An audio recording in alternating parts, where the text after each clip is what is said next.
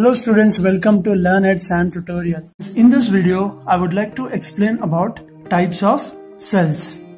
Cells are of two types, especially based on the presence of nucleus. One is prokaryotic cell, the other one is eukaryotic cell. What do you mean by pro here? The pro meaning is before. Pro means before. And karyon means nucleus. Karyon means nucleus. So prokaryotic cell means before nucleus. What do you mean by this? Here, in this cell, nucleus is not present, especially, and here eukaryotic cell, U means true or well. Here karyon means nucleus.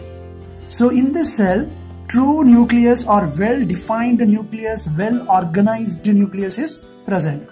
So prokaryotic cell means here nucleus is absent. Here eukaryotic cell means nucleus is present. So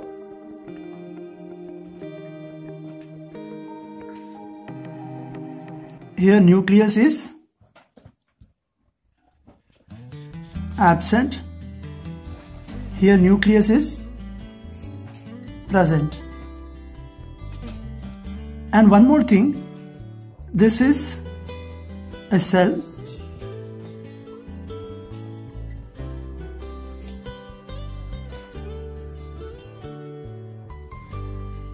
In this cell, nucleus is present and here nucleus is absent, and genetic material is present in cytoplasm. So DNA, genetic material is present in cytoplasm of the cell. So this is cytoplasm.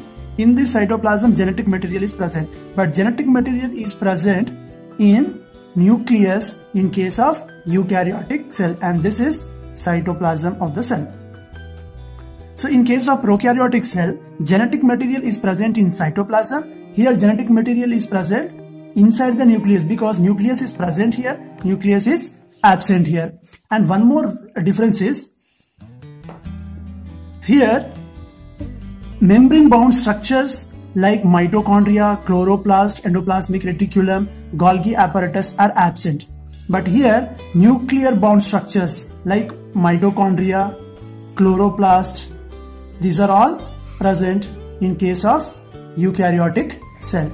And here example is bacteria and blue-green algae.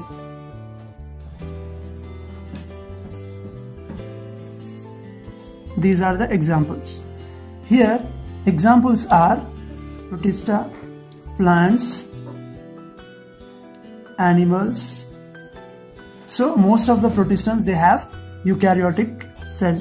Even fungus also. In fungus also, most of the fungus and protista contains nucleus, and they have eukaryotic cells. Of cells present in the organisms. Organisms are divided into two types. Organisms are divided into two types. First one is unicellular organisms and multicellular organisms. So this division is based on number of cells present.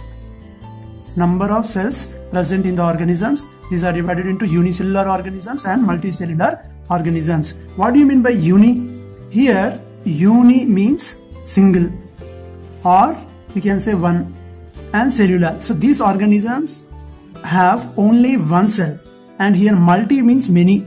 So these organisms have many cells.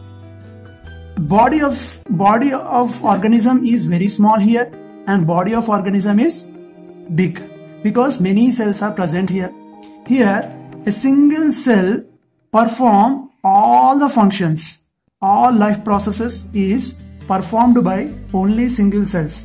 Life processes means digestion, excretion, reproduction.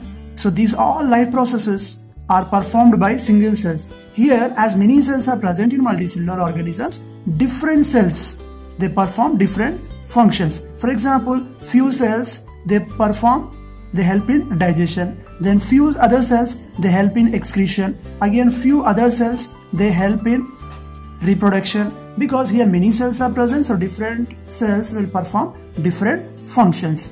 Here examples are, in case of Protista,